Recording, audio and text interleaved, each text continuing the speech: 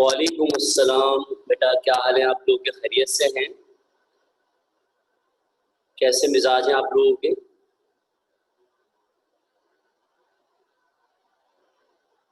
आवाज़ आ रही है सबको मेरी? अल्हम्दुलिल्लाह माशाल्लाह शुक्र अल्हम्दुलिल्लाह। निकात कह रही है जी सर। जी सर तो आपने कह दिया। मैंने बोली तबीयत कैसी है निकात? यस कह रही है रिजा फैसल। तो मैंने तो बोला आप लोग कैसे हैं? आपने कहा था यस। एक आया इकरा फातिमा का अल्हम्दुलिल्लाह, यानी कि इसका मतलब बहुत बेहतर है माशाल्लाह, अल्लाह का करम है। और फराज ने सिर्फ नाशुक्रा बन गया है, बोला सिर्फ ठीक। लास्ट क्लास है ना बहुत अच्छी है। अच्छा क्यों, इसमें अच्छा क्या है? जब तुम आओगे जाओगे फिर तो मालूम चलेगा। आप रिजू ने आप बोला कि अल्हम्दुलिल्लाह ठीक हूँ सर। सर ठीक है माशाल्लाह। बट अल्लाह का शुक्र है, महाद नफीस भी कह रहे हैं। है ना, वो एफएम चल रहा होता है, अब उसमें वो सबके वो कमेंट्स आ रहे होते हैं और वो जो एंकर वो पढ़ के बता रहा होता है। सर एकदम उन्होंने ज़बरदस्त बदला दिया, ज़िंदगी बदल गई, physics chemistry bio maths change हो गई। किससे दे दिया बदला भाई? अहमद अली कौन सा गम लगा हुआ है तुम्हें? जरा हमें मालूम तो चले कौन सा गम है। सर मैंने भी लिखा है अल्हम्दुलिल्लाह। अच्छा माशाल्लाह माशाल्लाह। फराज ने भी लिखा अल्हम्दुलिल्लाह। ओके फराज ठीक है। चेंज हो गई। बचिया जवाद अहमद क्या चेंज हो गई बेटा, क्या चेंज हो गई?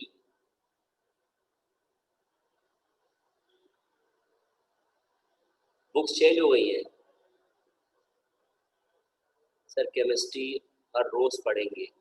क्यों भाई केमिस्ट्री हर रोज क्यों पढ़ेंगे भाई? निकात किस खुशी में भाई? हर रोज फिजिक्स पढ़ना तुम लोग। इंग्लिश भी चेंज हो गई? अच्छा पता नहीं भाई। केमिस्ट्री की बुक आई है किसी के हाथ में? नहीं नहीं, केमिस्ट्री जैसे 3 दिन चलती है वैसे सब कुछ वैसे ही होगा। सर मुझे तो कोर्स ही नहीं मिल रहा। अच्छा रिजा तो नहीं मिल रहा, शेड्यूल बनाया क्या, बना क्या? वो पता मिल जाएगा आपको शेड्यूल जो होगा। सर जब बुक इतनी खास कोई चेंज होंगी बच्चे? मुझे पता है बुक में क्या चेंज होना है। मैंने वो चीज़ ही नहीं पढ़ाई जो मुझे दोबारा ज़्यादा बार बार पढ़ानी पड़े। अभी बुक्स को छोड़ो बच्चे, अभी सिर्फ सेंटर वेंटर आओ, अभी बगैर बुक के तुम्हारे काम चला रहे हैं। अभी बिला वजह फालतू खर्चे ना करो कोई भी। अगर कोई नई बुक मिलती तो वो ले लो, बाकी नहीं मिलती छोड़ दो, कुछ भी नहीं करो अभी। थोड़ा और वेट करो ना, अभी तो स्कूल खुल रहे हैं। 6 महीने बाद स्कूल खुल रहे हैं, सेंटर खुल रहे हैं, तो भी टाइम लगेगा हर चीज़ के अंदर। सही है। अच्छा भाई आज मैंने एक चीज़ सोच कर आया था।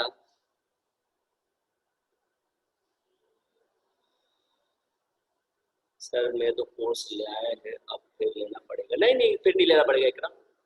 वो तुम्हें बता दूंगा, कुछ भी नहीं लेना होगा तुम्हें, वो समझा दूंगा उसमें क्या करना है। बिला वजह पैसे बर्बाद नहीं करना आप आगे। ठीक है।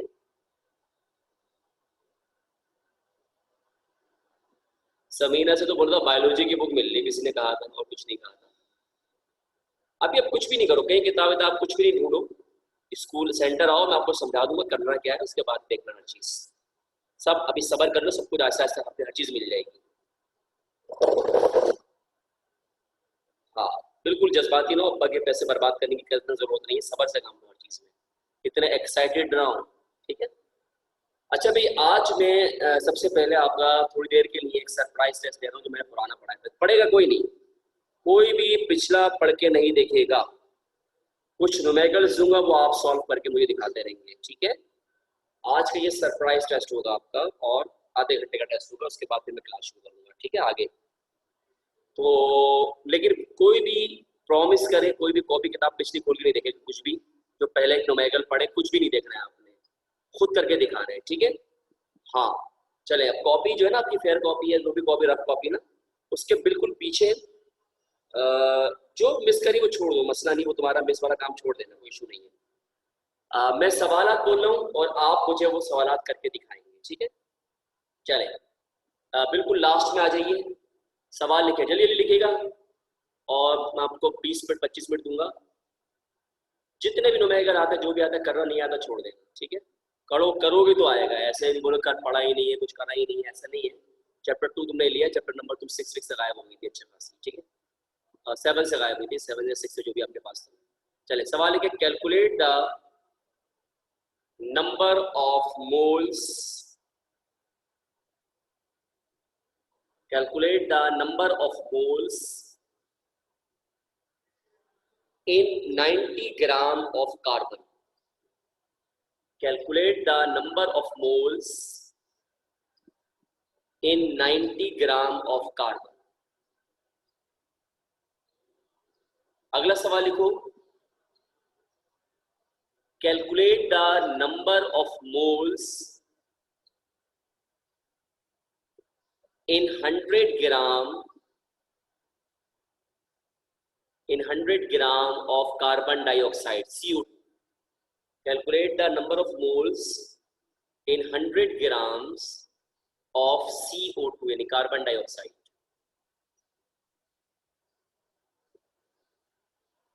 अगला सवाल लिखो, calculate the number of atoms, calculate the number of atoms in 9 gram of aluminium. Calculate the number of atoms in 9 gram of aluminium.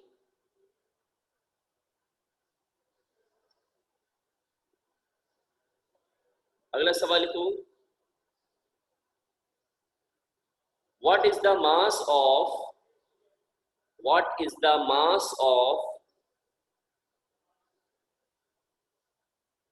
3 moles of water? What is the mass of 3 moles of water? एक भी सवाल बेटा मेरे सामने लिखा हुआ नहीं है, तो मुझे भी नहीं पता सवाल नंबर 2 मैंने क्या लिखा है था. अभी मैं पूरे जो सवाल थे वो लिखते रहो पहले, फिर बच्चों से पूछूंगा, फिर रिपीट करूंगा उसके अंदर. ठीक है, क्या सवाल बोला? What is the mass of 3 moles of water. अगला सवाल लिखो, calculate the number of molecules, calculate the number of molecules in 9 gram, calculate the number of molecules in 9 gram of H2O. Calculate the number of molecules in 9 gram of H2O. जो repeat वाला बोल रहे हैं वो सवाल repeat वाला ये था, calculate the number of moles in 100 gram of CO2. अब ये नहीं पता ये पहला था या दूसरा था. ठीक है, पहला रिपीट क्या था? Calculate the number of moles in 100 gram of CO2. दूसरा सवाल है बेटा ये नंबर 2 था. अब जल्दी से जरा करके दिखाओ मुझे ये, और 30 मिनट के तो मतलब 15 मिनट में हो जाएगा. राइम जब पूरा कर लो तो फिर मुझे व्हाट्सएप पिक्चर में सेंड करना सारी इसके. ठीक है, और कुछ भी नहीं देखना है, ईमानदारी आप पे डिपेंड है बेटा. ठीक है, ईमानदारी बिल्कुल आप पे डिपेंड है. सच्ची बात ये है, आखिरी दफा ईमानदारी और दिखा लो आज.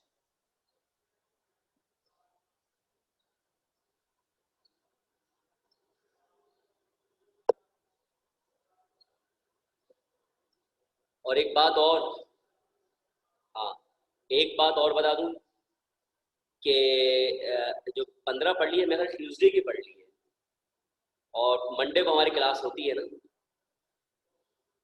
बेटा. कोई बच्चा मुझे पहला वाला सवाल बताना क्या था? निकात बताना पहला सवाल क्या था बच्ची?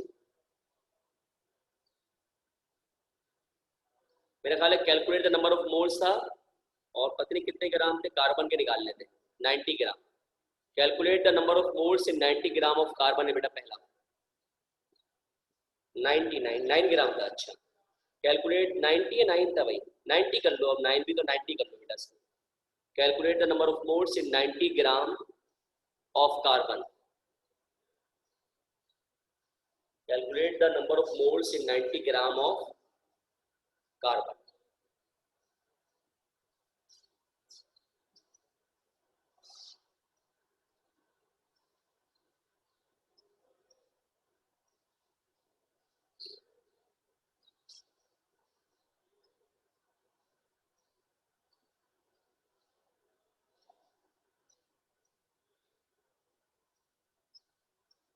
जल्दी से कर लो, शाबाश। जी नहीं, मोल तो मोल है, नंबर ऑफ एटम जो है एवोगाड्रोस नंबर कहलाता है, बताया था मैंने।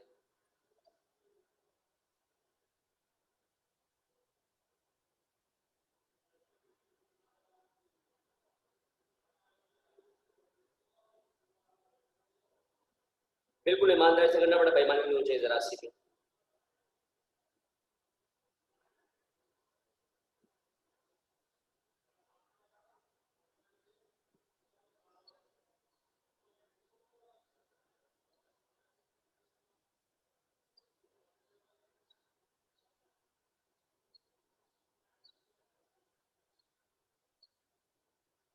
हाँ, जो भी चाहे करो जल्दी।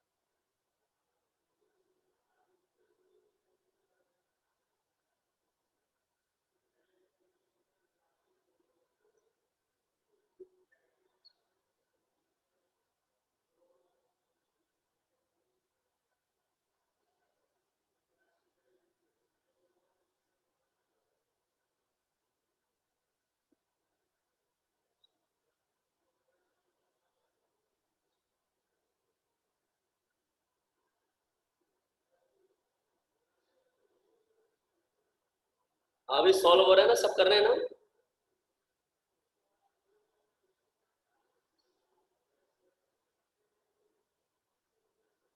ओके ओके, जल्दी जल्दी, शाबाश।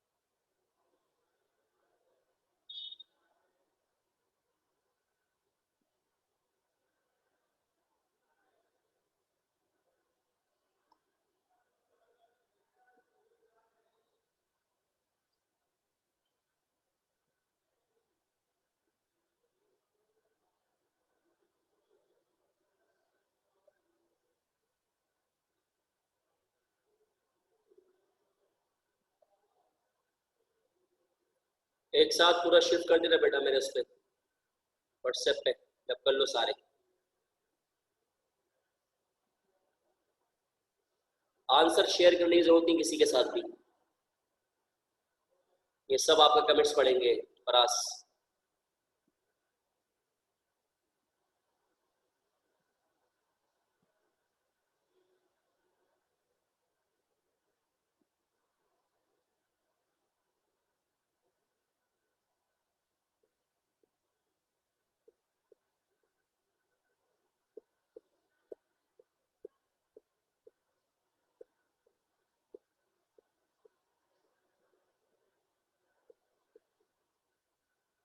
Solubility.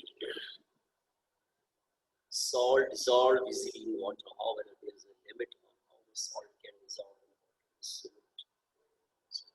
the salt is the same.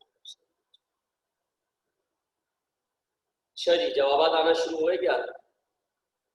एक एक करके भेजना शुरू कर दिए क्या?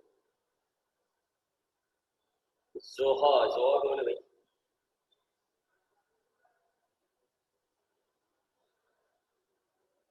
अच्छा जी, नंबर ऑफ मोड्स निकालने में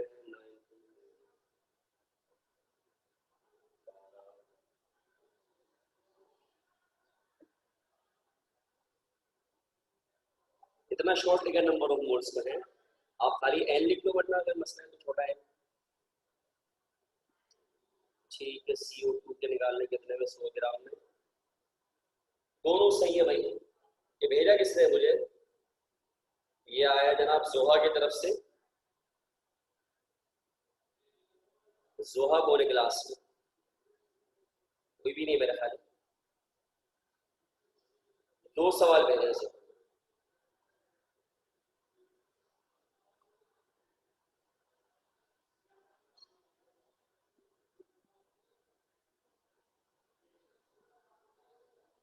अरहम है, अच्छा अच्छा अच्छा, ठीक है ठीक है।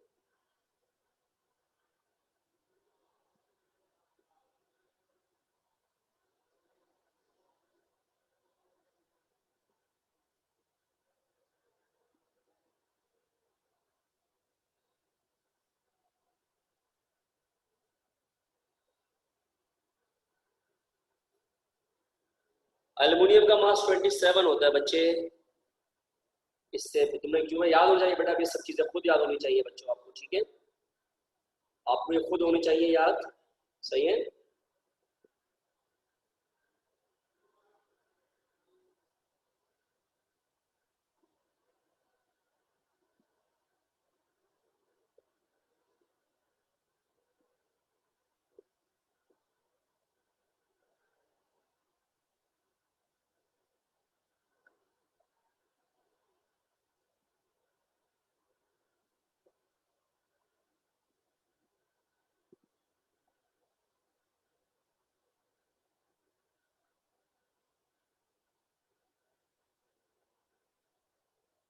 चलिए स्टार्ट करेंगे फिर काम को। टाइम खत्म हो गया आप लोगों का।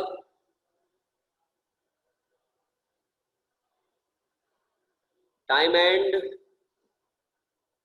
5 मिनट।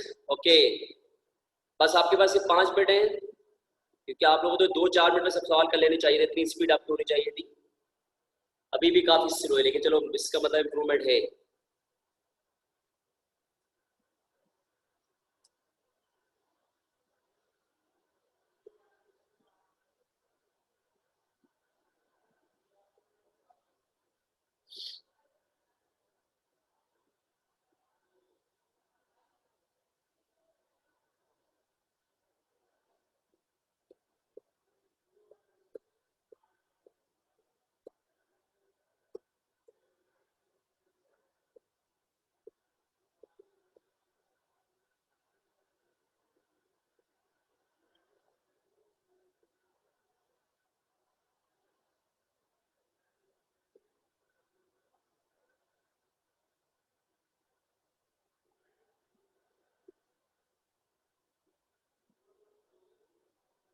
चलिए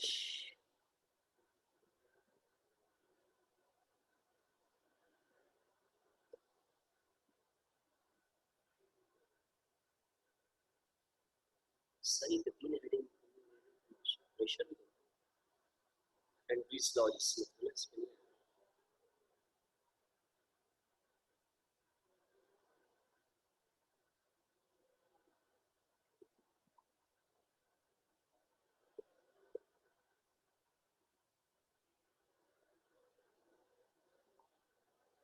हो गया बच्चों एंड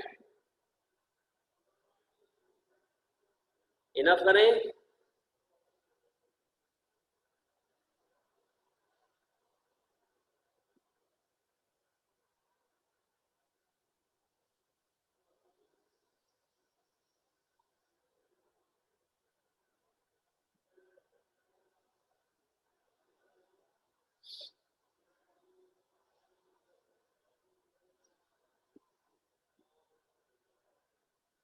दो भी आते हैं पर टाइम नहीं।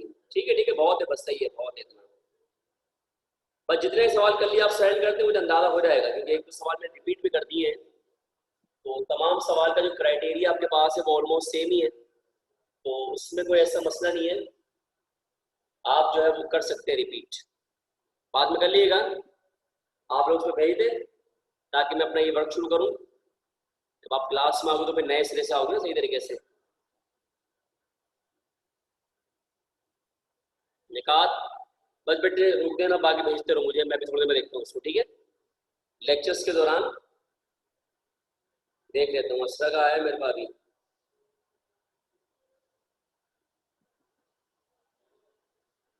Good good good. 10 की पावर कहाँ है बेटा? ये 10 की पावर लगाना भूल गया असरा। राहिम का आ गया। अच्छा भैया पहला सवाल है तो ठीक है, यहाँ से जनाब भी आया। 90 divide by 12 okay, 100 divide by 44। बेटा पूरा आंसर लिखो, मोड्स आ गए, यूनिट लगाओ बच्चे। 0.5 नंबर कट जाएंगे, नहीं तो एटम्स ऑफ एल्युमिनियम, बिल्कुल सही है। और इस तरह से 3 मोल मास ऑफ सब्सटेंस निकाल लगा बेटा, ये क्या कर दिया? अच्छा ओहो शॉर्टकट मारा हुआ है, ठीक है बेहतरीन हो गया, सही है जी। अब किसका है जनाब? ये नाम नहीं आया, रिचू का आ गया। अच्छा जी आया तो ठीक है, सही है रिचा, बस सही है, बहुत है मेरे ख्याल बेटा। ये लिखो ना नंबर ऑफ मोल्स 0 पॉइंट, ये आपने जो लिखा उल्टा डिवाइड कर दिया मेरा, नहीं 10 नहीं था बेटा, 100 था मेरा, चाहिए और 100 ग्राम था बेटा, ठीक है।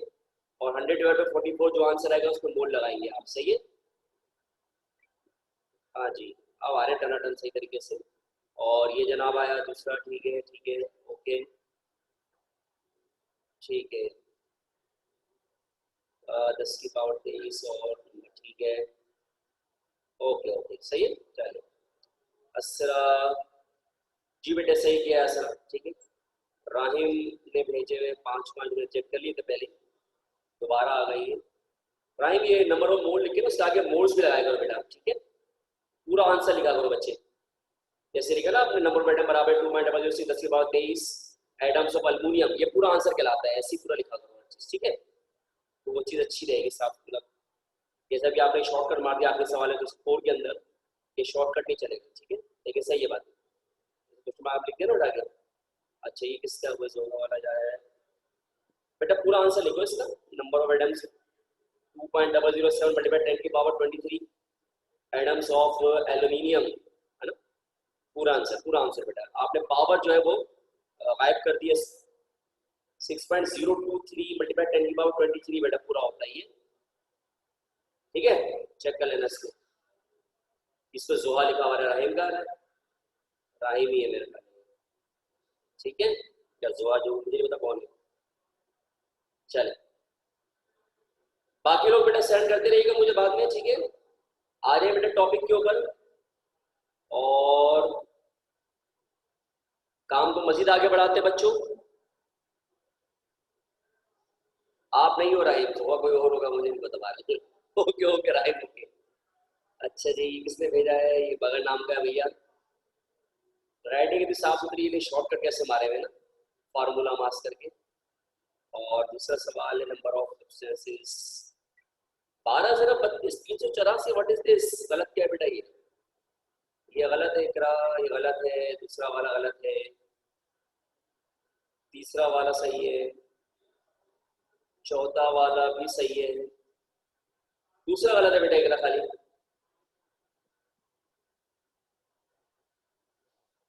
सब लिखवा दूंगा, बच्चे फिगर ना करो, तुम्हारा वो भी लिखवा दूंगा, जो मैं परेशानी की जरूरत नहीं पड़ेगी आपको इंशाल्लाह। आपका काम बड़ा परफेक्ट रहेगा, किसी किस्म की परेशानी की जरूरत नहीं पड़ेगी आपको, एक एक चीज आपको पूरी मिल जाएगी, किसी चीज से परेशान नहीं होइएगा, ठीक है राइट बेटा। तो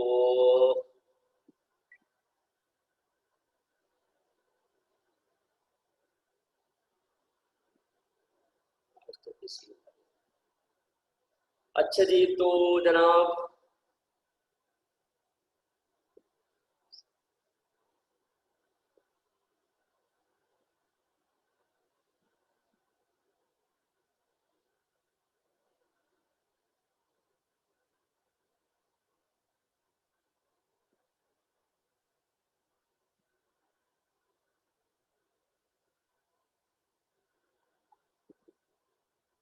अच्छा बेटा, तो चले बेटा, कल हमने काफी टॉपिक्स पे बात कर ली थी, जिसके अंदर आपके पास यहाँ से अगर मैं शुरू से ले गया हूँ रिवीजन के तौर पर रिव्यू करें आप, तो सबसे पहले हमने पढ़ा था यहाँ इसके अंदर चैप्टर 7 शुरू किया हमने, यहाँ पे मैटर को क्लासिफाइड किया हमने, आपके पास कंपाउंड, एलिमेंट, मिक्सचर, फिर मैटर के दो टाइप हम बताए, मिक्सचर को हमने दो टाइप पढ़ेंगे, सोल्यूशन एंड सस्पेंशन। तो सोल्यूशन आपको बताया क्या होता है आपके पास, कि सोल्यूशन होमोजेनियस मिक्सचर था आपके पास, सॉल्वेंट और सोल्यूट का जो भी मैंने आपको बताया तमाम चीजें बहुत ज़्यादा तफसील से आपको मैंने बताई, और उसके अलावा फिर आपने काम आगे बढ़ाया वगैरह वगैरह, हमने बताया कि इसमें सोल्यूशन आपने सिर्फ सेपरेट करना था, आपने कर दिया।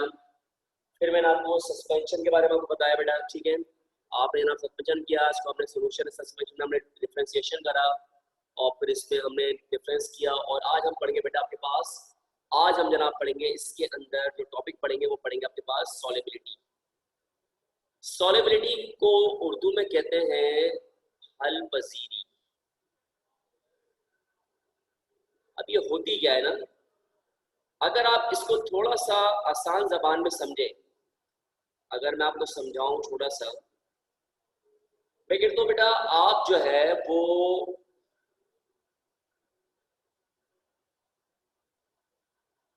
हाँ सही है सवाल समझा है, तो इसको अगर मैं आपको आसानी से समझाऊं कि ये बच्चों हल पजीरी या सोलिबिलिटी आपके पास क्या चीज है। देखिए किसी चीज का दूसरी चीज में डिजोल्व हो जाना आपके पास ना, आसान जबान में अगर मैं कहूँ तो उसे कहते हैं हल पजीरी या सोलिबिलिटी। मिसाल के तौर पर अब अगर मैं एक गिलास पानी में अगर एक आधा चम्मच नमक डिजोल्व करूं, और मैं जो पानी दूं आपको ऐसे दूं, कुछ ऐसे दूं जनाब, पानी के एक बीकर के अंदर मैं आपको दे दूं जनाब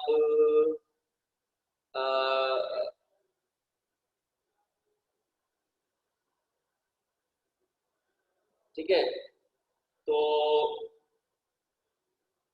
कुछ और न्यूमेरिकल भी आ रहे हैं, जरा मैं देख लूँ जरा एक मिनट के लिए, देख लो बेटा, देख लो 2 मिनट रुकिएगा बेटा, सही है ठीक है, 100 ग्राम वाले का सही है, ये भी सही है, और ये भी सही है, भजिया का बिल्कुल सही है बच्चे, ठीक है। अच्छा जी, और जिसका भी आया वो सही है, फराज ने भेजा मुझे, फराज मैंने कार्बन बोला था, एल्युमिनियम कहा था बच्चे, एवोगाड्रो उसके अंदर चेक कर लीजिए जरा, नंबर ऑफ मोल्स में बेटा आपने नंबर ऑफ एटम निकाल दिए हैं, गलत हुआ है फराज, थोड़ा आपका ठीक है, सही कर लेना इसको, नंबर ऑफ मोल की जगह आपने नंबर ऑफ एटम्स निकाल दिए, करीब लगा है, ठीक है ठीक है, ओके ओके, ठीक है सही बच्चे, आपका भी सही है लगा, शज हाँ, तो जनाब हल पजीरी में आपको मिसाल दे रहा था कि अगर मैं आप गए किसी प्रोग्राम में, फंस कर मैंने बोल दिया भाई आप चीतो पाकिस्तान में चले आइए, और अगर आप चीतो पाकिस्तान में गई और आपको साथ जो है ना कोई वो लड़की भी थी, कोई आपकी दोस्त थी, आप दोनों का मुकाबला होना है भाई, कि आपको नमक को डिजोल्व करना है पानी के अंदर, ठीक है। अब एक दोस्त जो कि आपको उसको उन्होंने गर्म पानी दे दिया और आपको दे दिया ठंडा पानी। अब मुझे बताओ कि सबसे पहले जो नमक या जो भी चीज़ होगी वो कौन से पानी में जल्दी डिजोल्व होगी, गर्म या ठंडे के अंदर? गर्म पानी में। क्यों? वजह क्या होगी उसकी? गर्म पानी जो हॉट वाटर होता है उस पर डिस्टेंस जो है पार्टिकल में बढ़ जाता है, तो उस पर आसानी से आपके पास दिखता है। तो इसमें क्या होगा कि फिर चीतों के सामने फट्टा खड़ा हो जाएगा और दोनों लड़के दोस्त आपस में लड़ जाओगी।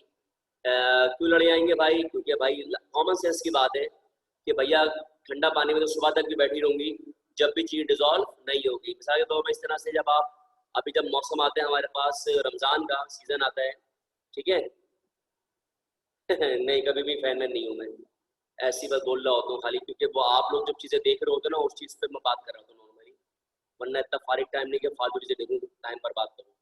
इससे अच्छा बंदा जो है ना कुक देखता रहे, खाना पकाने चीज़ें देखता रहे यूट्यूब के ऊपर, वो ज़्यादा अच्छा है, ठीक है। हाँ वो एक डायलॉग होता है बेटा, वो जनरली डायलॉग है खाली, उसके अलावा कुछ भी नहीं इसके अंदर, ठीक है। चलो खैर, तो इसका मतलब ये होगा आपके पास कोई भी चीज़ जो डिजोल्व करते हैं सोल्यूशन के अंदर, तो जब आप कोई सोल्यूशन बना रहे हैं तो आपका डिपेंड करता है नेचर के ऊपर, और वो नेचर किसकी डिपेंड करता है? सॉल्यूट और सॉल्वेंट की, कि क्या वो चीज़ उसके अंदर डिजोल्व हो सकती भी है या नहीं हो सकती, या ऐसा तो नहीं कि उसकी सोलेबिलिटी या हल्पतीरी आपके पास कम हो जाएगी, ठीक है। तो अगर मैं डिफाइन करूँ what is the mean by solubility, तो इसमें लिखा हुआ है कि अगर आप 100 ग्राम वाटर के अंदर, ठीक है, 100 ग्राम यानी वाटर की जो क्वांटिटी है वो फिक्स होगी आपके पास, कितने ग्राम होगी आपके पास? 100 ग्राम, ठीक है। अगर आप 100 ग्राम वाटर के अंदर जो सॉल्यूट, जो maximum amount of solute dissolve कर रहे हैं, तो उसे आपके पास कहा जाता है सोलिबिलिटी। किस पर करेंगे आपके पास? ये होगा एट अ गिवन टेम्परेचर के ऊपर, ठीक है। याद रखिएगा दो टेम्परेचर होंगे आपके पास, हो सकते हैं अभी अभी बता रहा हूँ, आपके पास कुछ भी नहीं करवाया, अभी अभी बता रहा हूँ शुरू से, परास परेशान ना हो। एक होता है हमारे पास रूम टेम्परेचर, ठीक है, और एक होता है हमारे पास गिवन टेम्परेचर। दोनों में आपके पास फर्क होता है। आपके पास एक होता है रूम टेम्परेचर और जनाब दूसरा आपके पास क्या है, वो उससे हम लोग कहते हैं गिवन टेम्परेचर। अब ये होता क्या आपके पास, ठीक है। रूम टेम्परेचर, वो एक आध सवाल गलत था, बता दिया था मैंने तुम्हें, बता दो एंड के अंदर, बात एंड में बता दो बेटा, थोड़ा लेक्चर मुझे मुकम्मल करो फिर एंड में बात करते हैं इसके ऊपर। रूम जो टेम्परेचर आपके पास बेटा होता है ये वाला, ये उस वक्त जो सिचुएशन चल रही होती है, जैसे मतलब इस वक्त मैं बैठा हूँ, तो मैं जिस जगह पर बैठा हूँ, तो इस वक्त जो मैं जिस जगह पे भी काम कर रहा हूँ वो कहलाएगा मेरा रूम टेम्परेचर। यहाँ काम कर रहा हूँ, लैब में काम कर रहा हूँ, घर के अंदर काम कर रहा हूँ, देखिए ना, आप देखा होगा कि हर रूम का टेम्परेचर पर डिफरेंट होते हैं। तो फर्ज करें कि अगर आप किचन में काम करने गए तो वहाँ पर गर्मी ज़्यादा लगेगी, लेकिन अगर आप वही काम अगर आप कमरे में कर रहे हो तो गर्मी कम होगा, और वही काम आप किसी एसी वाले कमरे में कर रहे होंगे तो और गर्मी कम लगेगी। इसी तरह अगर वही काम अगर आप कभी सहन में या आपके पास ग्राउंड में कर रहे होंगे तो वहाँ पर एक अलग मौसम होगा, वहाँ पर एक टेम्परेचर आपके पास अलग होगा, तो उसे कहते हैं रूम टेम्परेचर। रूम टेम्परेचर मतलब वो टेम्परेचर होता है जिसको आप चेंज नहीं कर सकते, जो कुदरत के ऊपर चलता है। आपके पास ये जो कुदरती आपके पास टेम्परेचर होता है उससे कहते हैं रूम टेम्परेचर, ठीक है। गिवन टेम्परेचर आपके पास क्या होता है? गिवन टेम्परेचर वो टेम्परेचर होता है जिसको आप चेंज कर सकते हैं। मिसाल के तौर पर आपने देखा होगा शीरा बन रहा होता है, तो शीरे में जब वो चीनी डाल रहा होता है नीचे चूल्हा जल रहा होता है, चूल्हे से क्या होता है टेम्परेचर चेंज होता है आपके पास, कभी कम कभी ज्यादा, कभी कम कभी ज्यादा। तो क्या होता है वो गर्म करने से उसकी सोलेबिलिटी मुस्तकिल बढ़ती रहती है, बढ़ती रहती है, तो वो कहलाता है गिवन टेम्परेचर, इनके जिसको आप या मैं नॉर्मल में चेंज कर सकते हो उसे कहते हैं गिवन टेम्परेचर।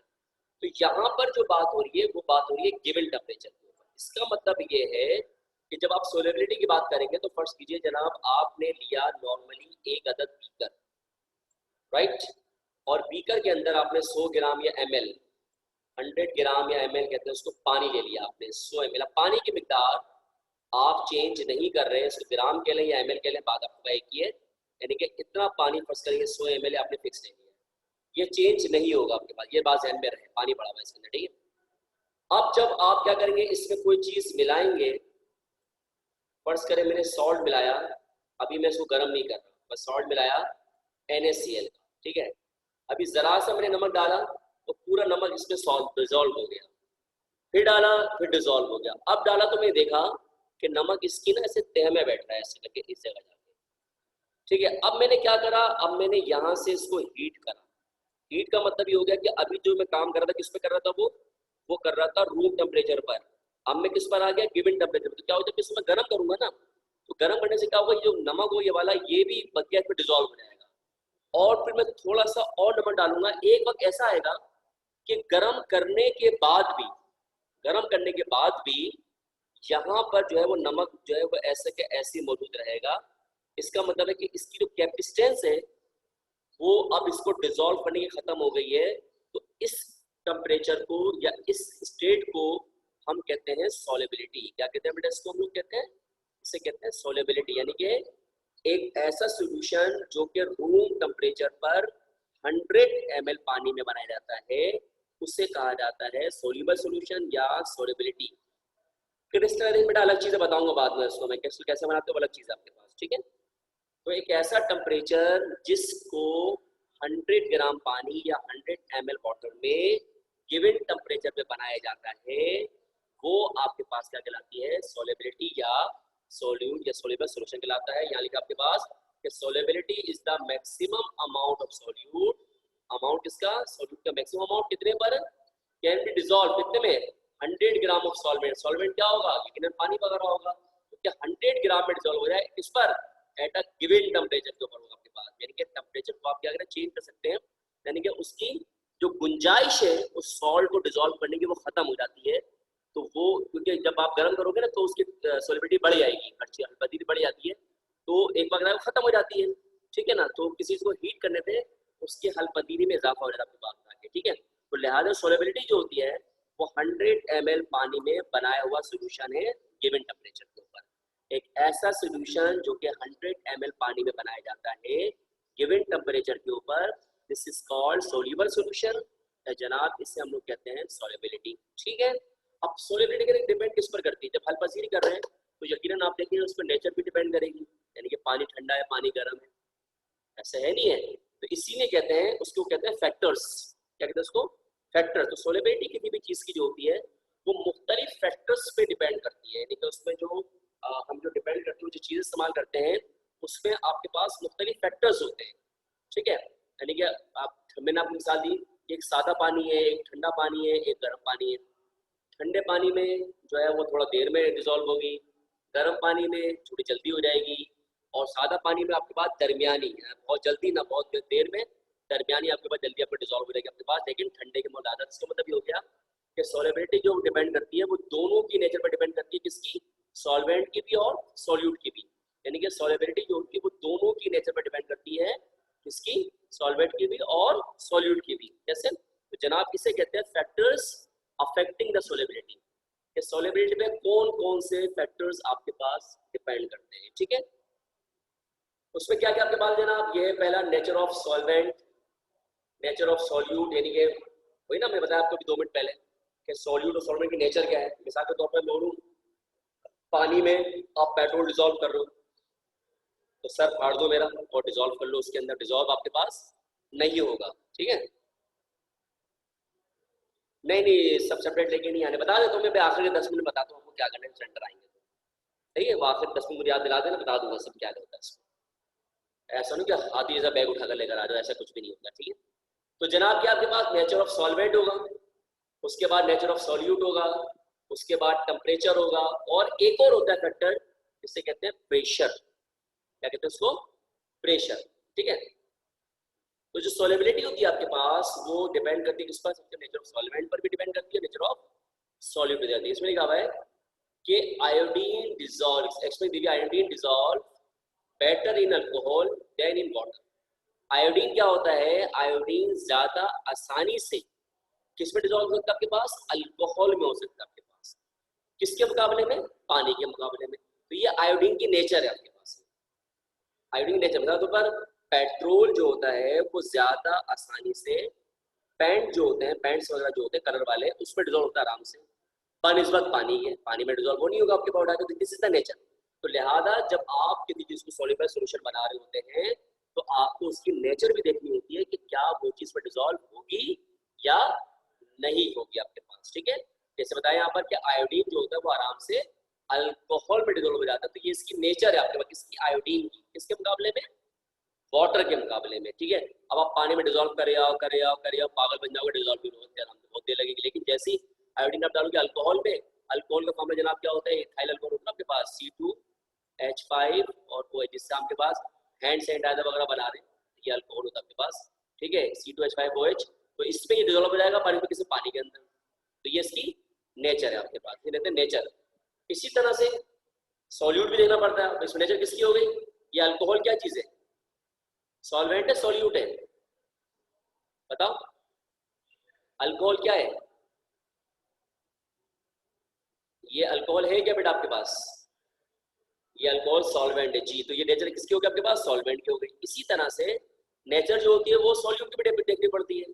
क्या ऐसा तो नहीं कि आप जो है वो सॉल्यूट जो सॉल्यूट डिजोल्व कर रहे हैं, फर्स्ट करें मट्टी को लेकर पानी में डिजोल्व करना शुरू कर दिया आपने, आपके हार्ट डिजोल्व होगी वो, तो इससे मतलब ये हो गया कि different solute have different solubility, her solute की अलग सॉल्युबिलिटी होती है। मिसाल के तौर पर क्या लिखा हुआ है कि एक यानी सॉल्ट डिजोल्व इन वाटर, यानी कि जो सॉल्ट होता है वो पानी में आराम से डिजोल्व हो जाता है, लेकिन बेकिंग सोडा नहीं होता आराम से।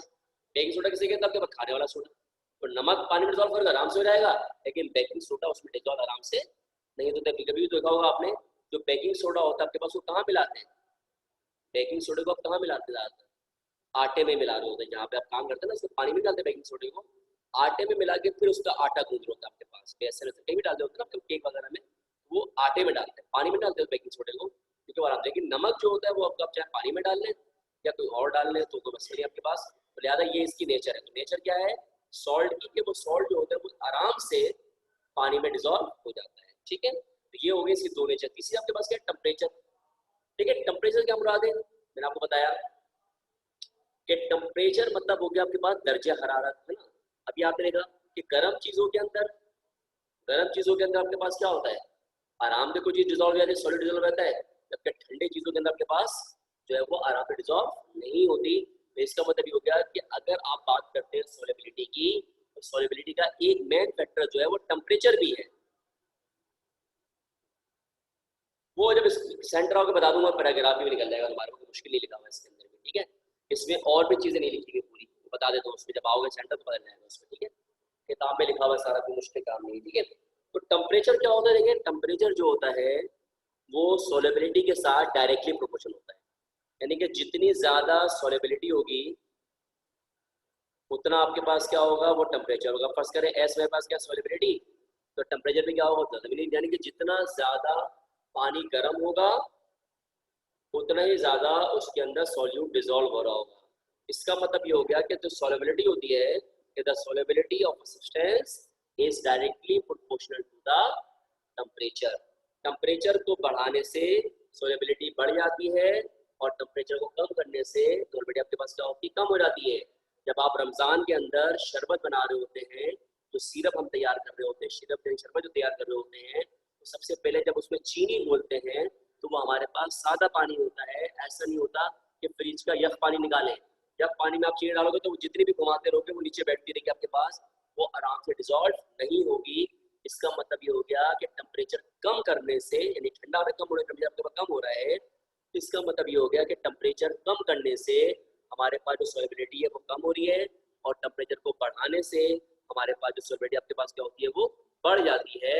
तो ज्यादा टेम्परेचर ज्यादा सॉल्युबिलिटी, यानी कि आसानी से डिसॉल्व होता है कोई भी चीज।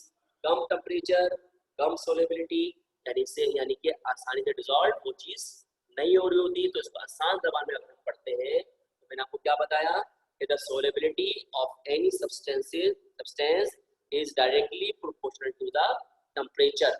जो सॉल्युबिलिटी होती है आपके पास वो टेम्परेचर, बहुत इंपॉर्टेंट पॉइंट है बेटा ये वाला, वो टेम्परेचर के साथ डायरेक्टली प्रोपोर्शनल होती है।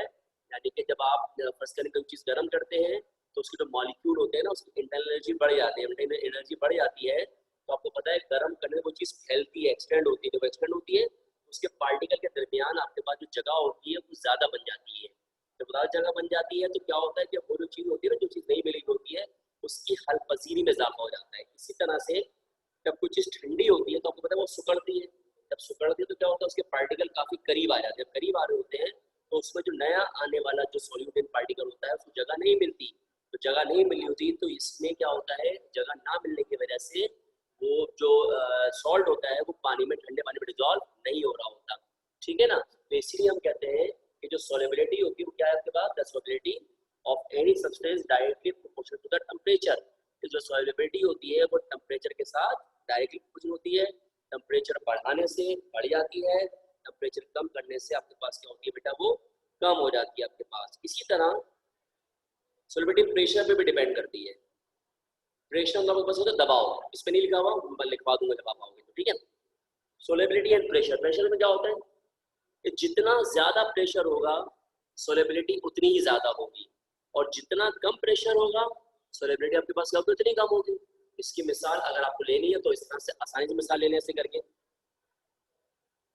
अभी रुक जाओ बताता हूँ अक्सर समझ लो, ठीक है। तो उसमें जनाब आपके पास क्या होगा कि फर्स्ट कीजिए कि जब आप मैंगो का शेक बनाते हैं तो पहले घरों पर मशीन में हुआ करती थी। तो बाशियाँ क्या करती थी हमारी कि जनाब वो आम को पतला किया और उसके अंदर दूध में डाला, उसको चमचे से अच्छे से फेंट देती थी और उसको फिर हमें जो है वो शेक कर देनी है। अब जब उस आम को सिरप को पीते थे तो क्योंकि उसमें पावर तो होती नहीं थी हाथ से, तो हमें क्या लगता था कि जब हम उसको पी रहे होते थे उसमें गुठलियाँ वगैरह भी आती थी आम की ना, ठीक है। उसमें गुठली वगैरह भी आपके पास आ रही होती थी और सब कुछ आप काम कर रहे होते थे उसके अंदर। लेकिन क्या हुआ, जैसी मशीन आई तो अब जब जैसी आम का या केले का शेक उसमें बना रहे होते हैं तो जैसे मशीन का प्रेशर बढ़ जाता है तो जैसी जो चीज़ आपको मिल रही, जो आप पी रहे होते हैं बिल्कुल आप ग्लेंड होकर मिल जाती है, और आपके जो मुंह होता है या पेट जो होता है उसमें किसी भी किस्म का जनाब आपके पास जो है वो गुठली वगैरह नहीं आती। तो इसका मतलब ये हो गया कि जो सोलेबिलिटी होती है वो डायरेक्टली प्रोटीन किसकी होती है आपके पास, वो प्रेशर के साथ होती है। यानी कि जितना ज़्यादा प्रेशर होगा सोलेबिलिटी हलपजीरी भी क्या होगी, उतनी ज़्यादा होगी, और जितना कम प्रेशर होगा हलपजीरी सोलेबिलिटी भी आपके पास क्या उतनी ही कम होगी। ये जो स्टेटमेंट मैंने आपको बताया कि जो solubility is directly proportional to the pressure, solubility is directly proportional to the pressure, ये हमारे पास कहलाता है आपके पास हेनरीज लॉ। क्या कहते हैं उसको बेटा, हेनरीज लॉ, हेनरी का कानून। आपको पूछे एग्जाम में सवाल आया था, अभी अलग से लिखा हुआ नहीं है, ये पैराग्राफ के दरमियान में लिखा हुआ आपके पास किताब के अंदर भी एग्जाम में सवाल आता है, डिफाइन हेनरीज लॉ। तो हेनरी लॉ आपने डिफाइन कैसे करना होता है, सिंपल, यानी बीच में भी आ रहेगा आपके पास जी हेनरी, बिल्कुल ऐसे ही हेनरी लॉ, ठीक है, यही स्पेलिंग है। तो हेनरी लॉ आपका जनाब क्या है, हेनरी ये कहता है द सोलेबिलिटी, किसी भी सब्सटेंस की सोलेबिलिटी आपके पास जो होती है, हाँ जी बिल्कुल पता है मुझे, देखा दरमियान में लिखा हुआ होता है, ऊपर कोई प्रॉपर हेडिंग नहीं अलग से ना इसकी, बाकी बहुत सारे लॉस की जो है वो अलग से हेडिंग भी होती है। तो हेनरीज लॉ जनाब आपके पास क्या है, हेनरी लॉ के मुताबिक अकॉर्डिंग हेनरीज लॉ कि जो सॉलिबिलिटी ऑफ एनी सॉल्यूट और सॉल्वेंट इज डायरेक्टली प्रोपोर्शनल जनाब किसकी होती है आपके पास किसकी होती है, प्रेशर के साथ। यानी जितना ज्यादा, जी पैराग्राफ में लिखा हुआ है, जितना ज्यादा आपके पास प्रेशर होगा उसकी सॉलिबिलिटी आपके पास उतनी ही ज्यादा होगी, और जितना कम जनाब आपके पास प्रेशर होगा उसकी सॉलिबिलिटी आपके पास क्या होगी, उतनी ही कम होगी। It means that the solubility of any substances is directly proportional to the pressure. This statement is called Henry law, यानी कि प्रेशर को बढ़ाने से solubility बढ़ जाती है और प्रेशर को कम करने से solubility हमारे पास क्या होती है बेटा, वो कम हो जाती है। ठीक है, आई होप सो ये आपको समझ में आ गया होगा बेटा। तो बेटा सबको समझ में आ गया बेटा solubility क्या चीज़ है, सबको क्लियर है बेटा, जल्दी बताइए। और सॉल्वेंट के फैक्टर्स क्लियर है बेटा, फैक्टर्स के मैंने आपको बताया, nature of solvent, nature of solute, temperature and nature of and the pressure. ठीक है, लास्ट आपको क्या था, प्रेशर, तो बड़ा आसान है आपके पास ये था। और दिस इज द आपके पास जो था वो फैक्टर्स अफेक्टिंग द सॉल्युबिलिटी वगैरह आपके पास है। ठीक है, अब हम जब आएंगे तो हम जब आप आएंगे हम सेंटर में, या हो सकता है कि अगली मंडे भी अभी आ रहा है, अभी अगला मंडे भी आपके पास आ रहा है, अभी हमारे पास 10 मिनट बाकी है बेटा, अल्लाह हाफिज़ में भी टाइम है। ठीक है, अभी हमारे पास नेक्स्ट मंडे भी आ रहा है, हो सकता है क्योंकि अब ट्यूसडे से क्लास शुरू होंगे तो मैं देखा जाए तो, क्योंकि ट्यूसडे को 15 इत्तेफाक से, हो सकता है पीर को बुला रहे जो भी बार, तो हो सकता है मंडे क्लास हमें ऐसे में लेके बैठना है, मतलब बैठ के हमें ऐसे लेने पड़े जैसे हम ले रहे हैं इस वक्त इसमें जूम के तौर पर भी। तो एक अच्छा इंप्रेशन रहा, एक अच्छा चीज़ हमने सीखा। मंडे को होगी ना, मतलब अगले मंडे को तो क्लास होगी जैसे होती है, तो वैसे अगर इस पे होगी तो हो सकता है इस पे हो सकता है आपको मंडे को बुला लें हम लोग जो है। या सेंटर ऑफ 14 को बुलाना आपको, हो सकता है बुला भी सकते हैं, कुछ पता नहीं, मुझे कुछ कंफर्म नहीं, 15 से बुलाएंगे वैसे तो, हो सकता है 14 को बुला लें, लेकिन कुछ पता नहीं होता, लेकिन जो लॉ है वो लॉ है, आपके पास क्या करें उसके अलावा, ठीक है। बाद में फिर फंसना पड़ता है, परेशानी होती है बात के अंदर, ठीक है। हाँ, तो मैं बता रहा था आपके पास कि अभी हमने जो है इसके अंदर हमने जो पढ़ना है, अब जो हमें सेंटर में जो हमने जो पढ़ना है इसमें, वो हमने टाइप्स ऑफ सॉल्यूशन पढ़ ली है। इसमें आपके पास क्या होगा बेटा, इसमें हमने पढ़ना है सैचुरेटेड सॉल्यूशन, अनसैचुरेटेड सॉल्यूशन और सुपर सैचुरेटेड सॉल्यूशन। उसके बाद हमने क्या करना है, उसके बाद हमने कंसंट्रेशन पढ़नी है आपके पास, यानी कंसंट्रेशन आपके पास यूनिट होती है, जैसे आपने लिखा आपके पास स्ट्रेंथ ऑफ सॉल्यूशन आपके पास जो होता है, इसमें हमने क्या क्या पढ़ना है जनाब, स्ट्रेंथ ऑफ सॉल्यूशन में इसमें हमने पढ़नी है मोलरिटी, मोलरिटी, मोल फ्रैक्शन और परसेंटेज कंपोजिशन।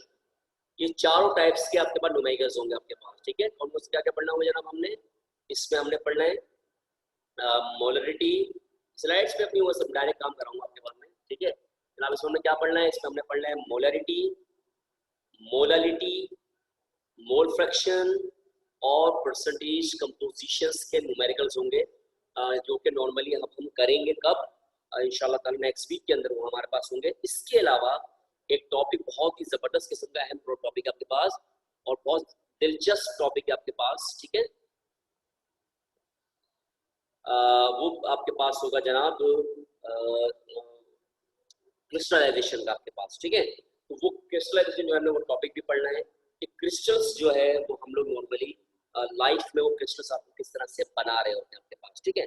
अब देखिए बच्चों, होता ऐसा है जब आप सेंटर आते हो ना, जैसा आपको टाइम टेबल मिला हुआ है तकरीबन टाइम टेबल ऐसे ही रहेगा, बस वो टाइमिंग चेंज हो जाएंगी थोड़ी सी, बस उसमें टाइमिंग चेंज हो जाती है। अब जिस दिन आपका जिन सब्जेक्ट्स की क्लास है, आपने उसकी बुक्स और उसकी कॉपीज जो होती है, जो रजिस्टर वगैरह आपने बनाया हुआ है, वो आपने अपने बैग में रख के लानी होगी। यानी ऐसा नहीं होता कि जैसे आज बुक का दिन है तो आज क्लास आपकी केमिस्ट्री की और फिजिक्स वगैरह क्लास है तो आप ये दोनों ही लाएंगे, केमिस्ट्री और फिजिक्स मिसाल के तौर पर, ठीक है। अब आप बायोलॉजी लेके नहीं आओगे, आज इंग्लिश लेके नहीं आओगे, इसके अलावा कुछ और लेके नहीं आओगे, कंप्यूटर लेके नहीं आओगे। इसी तरह का अगर जुमरात को जब आते हो तो जुमरात को मेरे ख्याल है जुमरात जो मैं हफ्ते में मेरे ख्याल आपकी मैथ्स वगैरह क्लास होती है, साथ में कंप्यूटर वगैरह होता है, और ऐसी जो क्लास होती है तो या बायोलॉजी वालों की बायोलॉजी होती है ना, ठीक है। अच्छी टाइम टेबल भी आएगा आपके, सब कुछ आएगा, हर चीज़ आएगी, ठीक है। तो आपको उस लिहाज से वही चीज़ लेके आनी होती है, यानी कि जो आपको बताया जाएगा इस लिहाज से, ठीक है। तो परेशानी की बात नहीं है, बल्कि बहुत आसानी हो जाती है जब आप आओगे, एक अच्छा सा एनवायरनमेंट देखोगे, माहौल देखोगे, मजा आएगा, चिल करोगे, मौज करोगे, देखोगे, पढ़ोगे इंशाल्लाह ताला, तो आपकी तैयारी बड़ी अच्छी और मुनासिब आपके पास हो जाएगी इंशाल्लाह, ठीक है। तो अब आप देखेंगे सितंबर तो एंड ही हो रहा है वाला, अक्टूबर, नवंबर, दिसंबर, जनवरी, फरवरी, 5 महीने हैं, समझ लें। नहीं नहीं, ऐसा कुछ नहीं, तो टाइम टेबल सेट होगा बेटा आपका असरफ, अभी सब कुछ सेट होगा, सब कुछ है सेंटर में, कैंटीन में हर चीज़ मौजूद है। बट अभी लॉकडाउन के चक्कर में सभी कुछ बंद पड़ा हुआ था, तो अब दोबारा से आस्ते आस्ते हर चीज़ की एंट्री हो जाएगी, सब कुछ मिलेगा आपको, हर चीज़ मिलेगी। सेंटर में कैंटीन भी है, सेंटर में क्रिकेट श्रिकेट भी हम कराते हैं, बहुत सारे प्रोग्राम, बहुत चीज़ें होती है सेंटर जब आओगे तो बिल्कुल एक अच्छा अलग ही इन्वायरमेंट होता है सेंटर का जब आप आना है तो, ठीक है। तो सब मिलेगा बेटा, चाय भी मिलेगी, तुमसे पियेंगी मोहम्मद, चाय मुझे पिलाना भी, तो ठीक है, चाय भी होगी, ठीक है। क्रिकेट होती है, फुटबॉल वगैरह होता है, जो भी स्पोर्ट्स मुकाबले होते हैं, लड़कियों की भी होते हैं, बहुत सारी चीज़ें होती हैं। तो जब आप आओगे तो भी देखिएगा इंशाल्लाह बहुत फ़ायदा हो, मज़ा आएगा।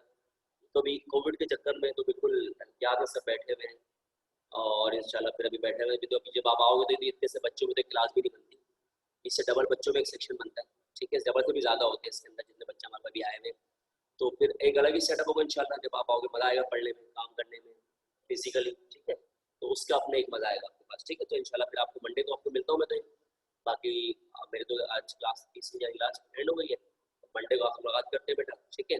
याद दीजिएगा आज के लिए बेटा, अल्लाह हाफिज़। हाँ, जूम पर ही होगी अगर मंडे को होगी तो, और अगर फिजिकली होगी तो बता देंगे आपको, कोई इशू नहीं है। फिजिकली तो ट्यूसडे बोला है ना वैसे बेसिकली, लेकिन अगर वैसे होगी बता देंगे आपको, मसला नहीं है कि भाई इस पे क्लास है।